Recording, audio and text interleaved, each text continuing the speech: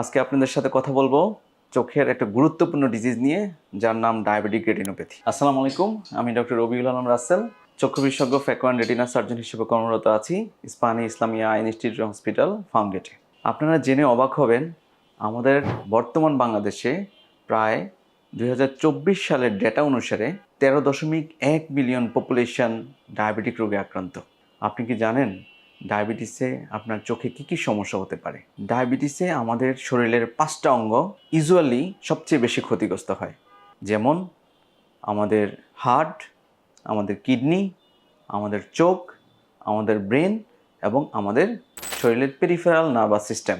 That means আমাদের শরীরের রগগুলো সবচেয়ে বেশি ক্ষতিগ্রস্ত হয়। এখন আসি, ডায়াবেটিসের কারণে আমাদের চোখে কমনলি কী কী অসুবিধা হয়।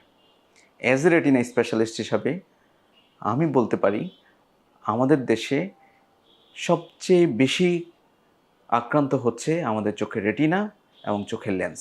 চোখের লেন্সে কি হয়? চোখের লেন্সটা ডায়াবেটিসের কারণে গোলা হয়ে যায়, যাকে আমরা বাংলা ভাষায় বলি সানি।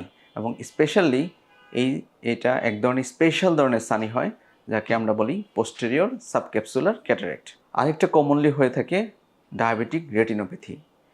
বর্তমান বাংলাদেশে সবচেয়ে one of the leading cause of blindness is diabetic retinopathy. That means আপনার ডায়াবেটিসের কারণে চোখের রেটিনাতে রক্তক্ষরণটাকেই আমরা বলে থাকি ডায়াবেটিক রেটিনোপ্যাথি।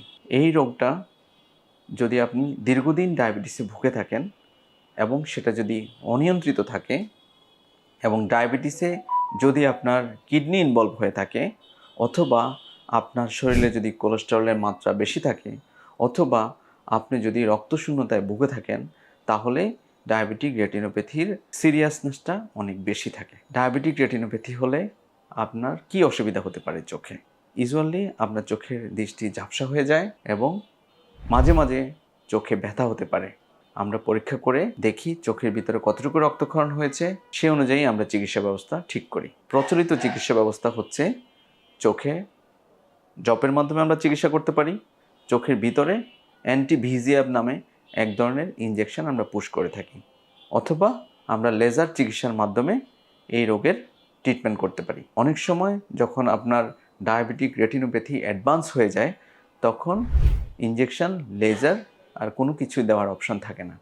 সেক্ষেত্রে সরাসরি সার্জারিতে চলে যেতে হয়। তাই আপনাদের কাছে অনুরোধ থাকবে, যারা আপনারা ডায়াবেটিসে ভুগছেন, অবশ্যই একজন রেটিনা বিশেষজ্ঞের পরামর্শ নেবেন এবং আপনার ডায়াবেটিক রেটিনোপ্যাথি আছে কি না শিওর হয়ে নেবেন। ধন্যবাদ, ভালো থাকবেন, আসসালামু আলাইকুম।